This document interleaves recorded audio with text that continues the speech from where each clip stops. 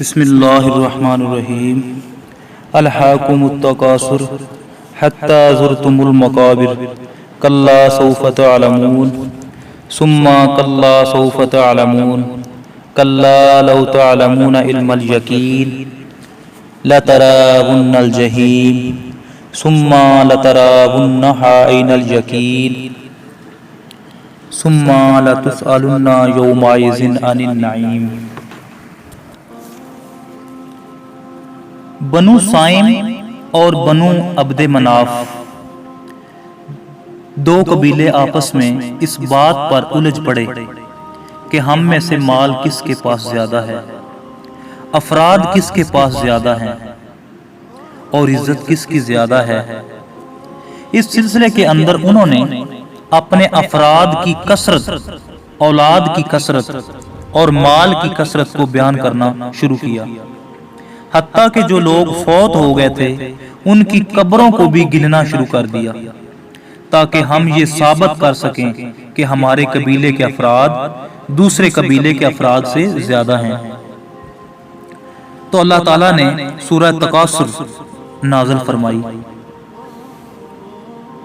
الہاکم التکاثر، تمہیں کثرت کی آرزو نے ہلاک کر دیا، حتی زرتم المقابر، یہاں تک کہ تم قبروں میں جا پہنچے، تم نے اپنی خواہشیں تکمیل کے لیے قبروں تک کو گننا شروع کر دیا۔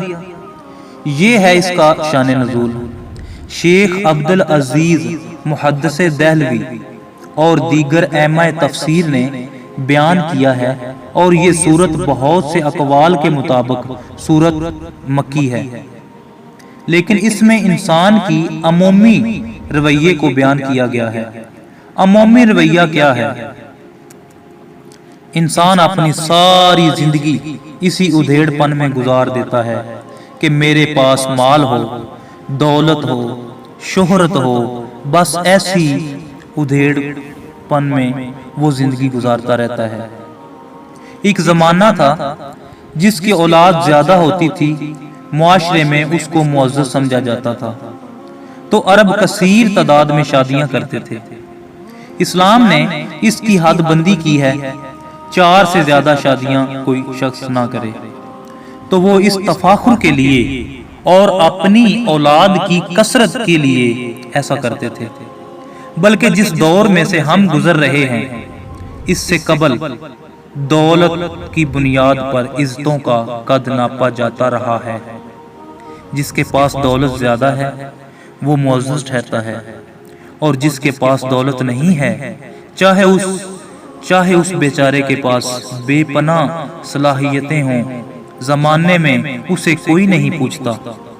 میرے عہد کے کسی شاعر نے کہا تھا، میری عزت میری غربت نے اڑایا میرے فن کا مذاق، میری غربت نے اڑایا میرے فن کا مذاق، تیری دولت نے تیرے عیب چھپا رکھے ہیں، تیری دولت نے تیرے عیب چھپا رکھے ہیں۔ تو انسانوں کے اندر اولاد، افراد اور دولت پر ایک دوسرے کے احساس تفاخر پیدا ہوتا ہے۔ میرا گھر تیرے گھر سے بڑا ہے، میری گاڑی کا ماڈل تیری گاڑی کے ماڈل سے لیٹسٹ ہے، میرے پاس اتنی دولت ہے، میرے پاس اتنی جائیداد ہے۔ تو یہ چیزیں تفاخر کا باعث ہیں، اور ساری زندگی انسان اسی چکر میں رہ جاتا ہے۔ ساری زندگی انسان کیا کیا پاپڑ نہیں بیلتا، اور اللہ تعالیٰ نے انسان کی اس کج فکری کی اصلاح کرتے ہوئے ارشاد فرمایا، الہاکم التکاثر، تمہیں کثرت کی مال کی طلب نے ہلاک کر دیا، حتی زرتم المقابر، یہاں تک کہ تم قبروں میں جا پہنچے، تمہاری زندگی کا اوڑھنا بچھونا مال کی کثرت ہی بن گیا، اور تمہارا جینا مرنا یہی مقصد بن گیا کہ ہم دولت اکٹھی کر لیں۔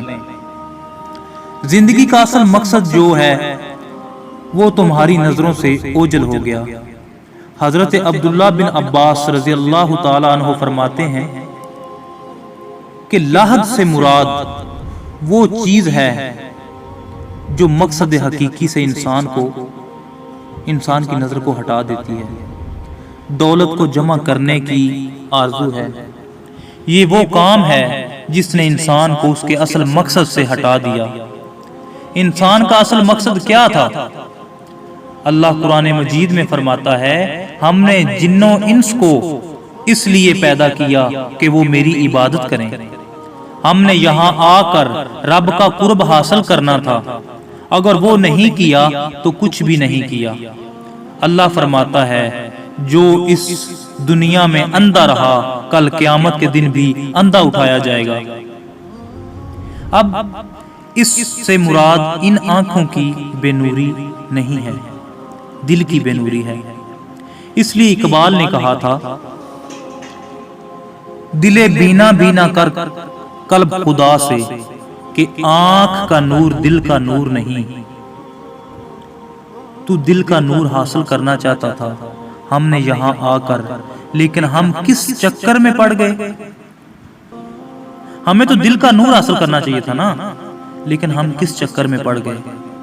ہم اپنی زندگی کی اصل مقصدیت سے ناآشنا رہے، اور ساری زندگی ہمیں ہوش ہی نہ آیا، اور ہمارا اس طرف دھیان ہی نہ گیا کہ ہم پیدا کس لیے کیے گئے۔ مال مال مال، ہر وقت مال۔ وہ کیا اکبر الہآبادی نے کہا تھا، بتائیں احوال کیا نمایاں کر گئے، BA کیا نوکر ہوئے، پینشن ملی اور مر گئے۔ کیا زندگی اس لیے تھی؟ ہماری زندگی کا مقصدیت کیا ہے؟ ہم نے اس کو سمجھنا ہے اور اس کی طرف ہم نے آنا ہے۔ زندگی برباد نہ کرے انسان، اپنے رب کی طرف لوٹ آ۔ حضور نبی کریم سید عالم صلی اللہ علیہ وآلہ وسلم نے ارشاد فرمایا، مالی مالی مالی، میرا مال۔ انسان ہر وقت وہ یہی پکارتا رہتا ہے، لیکن فرمایا کہ اس کا مال تو وہ ہے جو اس نے کھایا، یا اس نے پہن کر پرانا کر دیا، یا اللہ کی راہ میں خیرات کر دیا اور آخرت میں بھیج دیا۔ باقی جو ہے وہ اس کا مال تو نہیں ہے، جو اس نے چھوڑا وہ اس کا تو نہیں ہے، وہ تو اس کے وارثوں کا ہے۔ وہ تو کفن بھی میلا نہیں ہونے دیتے، وہ تو کفن بھی میلا نہیں ہونے دیتے کہ حصے بانٹ لیتے ہیں، بلکہ وہ تو گھر سے چار پائی بھی نہیں دیتے تجھے، وہ کہتے ہیں وہ بھی مسجد سے لے آؤ۔ اے انسان سوچ تو صحیح، وہ جن کے لیے تو نے کتنے ظلم اور گناہ کیے اور لوگوں کا خون نچوڑا، وہ تو تیری قبر کے اوپر خود بھی قرآن پڑھنے کو تیار نہیں۔ وہ بھی کہتے ہیں درس کے مدرسے میں جاؤ، بچے مل جائیں، دو چار آنے انہیں دے دیں گے، وہ تو خود بھی قرآن پڑھنے کو تیار نہیں۔ وہ تو قرآن بھی درسوں سے مانگتے پھرتے ہیں، کیا تجھے قرآن مجید دے دو، اتنے قرآن مجید مجھے دے دو، ہم اپنے ابو کو اصالے ثواب کرنے ہیں۔ تم خود نہیں پڑھ سکتے؟ ان کے لیے ساری زندگی، جن کے لیے تو نے ساری زندگی، تمہارے لیے جو تمہارا باپ ساری زندگی کماتا رہا تمہارے لیے، تم بیٹھو نا 40 دن اس کے لیے، بیٹھو نا 20 دن اس کے لیے، پڑھو۔ وہ تو بعد میں تیرے کو غسل دینے کے روادار بھی نہیں، انہیں ڈر لگتا ہے تجھ سے، وہ ڈرتے ہیں تجھ سے، وہ تو تیری قمیض بھی پھاڑ کے اتارتے ہیں۔ میاں صاحب محمد بخش عارف کھڑی رومیوں کشمیر بولے، جان دی واری ڈرونا بنیوں تے ہاتھ نہ لاندے ڈر دے، جنہ لئی تو پاپ کمائے آج کتھے نہیں تیرے کر دے۔ جن کے لیے تو نے گناہ کیے، جن کے لیے تو نے ظلم کیے، جن کے لیے تو نے رشوت لی، جن کے لیے تو نے اپنی آخرت کو کالا کیا، آج وہ تجھے غسل دینے کے روادار بھی نہیں۔ اے انسان غور تو کر، اے انسان سوچ، الہاکم التکاثر، تجھے کثرت طلبی نے ہلاک کر دیا۔ تیری ادھیڑ کن، تیری زندگی کا مقصد، تیرا شب و روز تیرا شب و روز کا وظیفہ یہی ہے، مال مال مال۔ صبح اٹھا کاروبار پہ چلا گیا، شام کو آیا کاروبار چھوڑا، لیکن پھر بھی کاروبار ہی طاری رہتا ہے۔ لیکن صبح اٹھتا ہے تو خواب وہی دیکھتا ہے۔ میں یہ نہیں کہتا کہ کاروبار نہ کرو، لیکن یہ ہے میری بات ذہن میں رکھنا کہ تمہیں تمہارے کاروبار کی وجہ سے رزق نہیں ملتا، تمہارا رازق تمہارا اللہ ہے۔ کہیں رزق کی تلاش میں رازق کو نہ بھول جانا۔ جب بچہ شکم مادر میں 120 دن کا ہوتا ہے، جب بچہ شکم مادر میں 120 دن کا ہوتا ہے، اس کا رزق اللہ اسی دن لکھ دیتا ہے، وہ تو مل کے رہے گا۔ تمہاری ساری زندگی کا جو وظیفہ ہے، جو تمہارا رب تجھ سے مطالبہ کرتا ہے، تم اس کی طرف آؤ نا۔ تمہارا رب تم سے کیا فرماتا ہے؟ تمہاری حسرت تو ساری زندگی پوری نہیں ہوگی۔ لاکھ پتی بن جاؤ گے تو سوچو گے کروڑ پتی بن جائیں، کروڑ پتی بن جاؤ گے تو سوچو گے کہ ارب پتی بن جائیں، ارب پتی بن جاؤ گے تو سوچو گے کہ کاش کہ ہم کھرب پتی بن جائیں۔ تو بتاؤ کوئی جگہ ہے انسان جہاں نشان لگائے کہ یہاں سے بندہ آگے نہیں جائے گا؟ حضور سید عالم صلی اللہ علیہ وآلہ وسلم نے ارشاد فرمایا کہ اگر انسان کو ایک وادی سونے کی بھری دے دی جائے، دو پہاڑوں کے درمیان جو جگہ ہوتی ہے اسے وادی کہتے ہیں، اگر انسان کو سونے سے بھری ایک وادی دے دی جائے تو وہ دوسری کی طلب کرے گا، وہ کہے گا کاش کہ ایک وادی اور دے دی جائے۔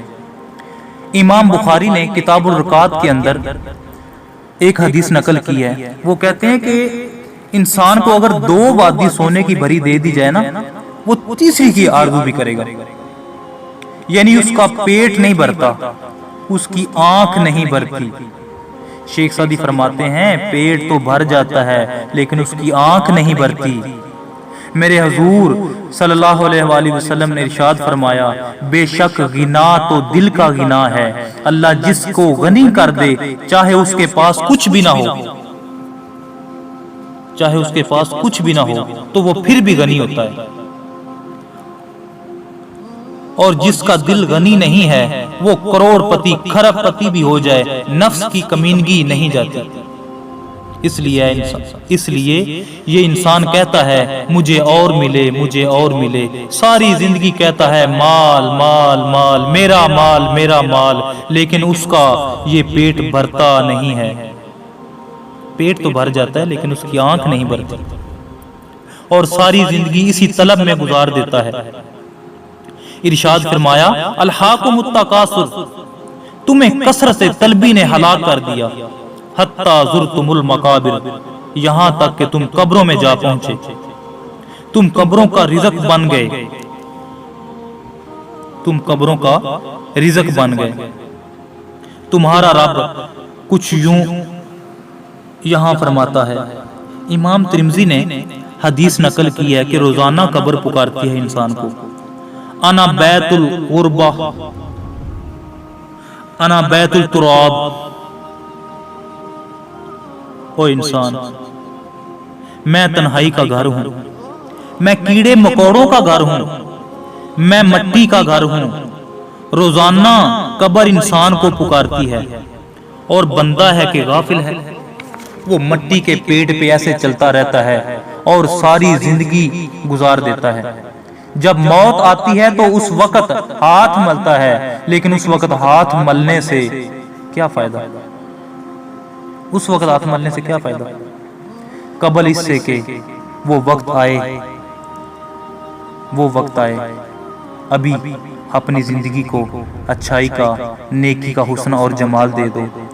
وقت پر کافی ہے ایک قطرہ بھی آب خشک ہنگام کا، جل گیا جب کھیت تو برسا می، تو پھر وہ می کس کام کا؟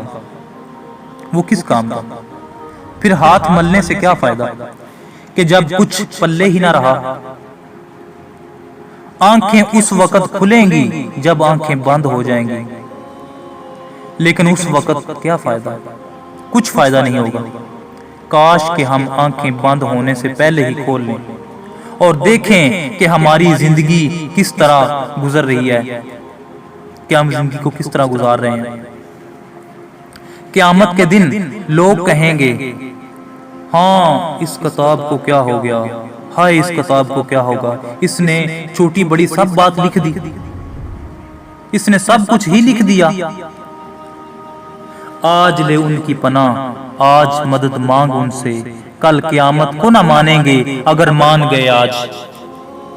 علماء لکھتے ہیں قیامت کے دن بدکاروں کا پچھتانا تو سمجھ میں آتا ہے، لیکن نیکوکار بھی پچھتائیں گے۔ بدکاروں کا سمجھ میں تو آتا ہے نا کہ وہ پچھتائیں گے، لیکن نیکوکار کیسے پچھتائیں گے؟ نیکوکار اس لیے پچھتائیں گے کہ چند لمحے جو ہم نے غفلت میں ضائع کر دیے وہ بھی کیوں برباد کر دیے، وہ بھی اللہ اور اس کے رسول کے راستے میں گزار دیتے تو کیا اچھا تھا۔ لیکن پھر پچھتانے سے کچھ فائدہ نہیں ہوگا۔ آج موقع ہے میرے بھائی اور میرے دوست، آج موقع ہے، اپنی زندگی کو حسن دے لو،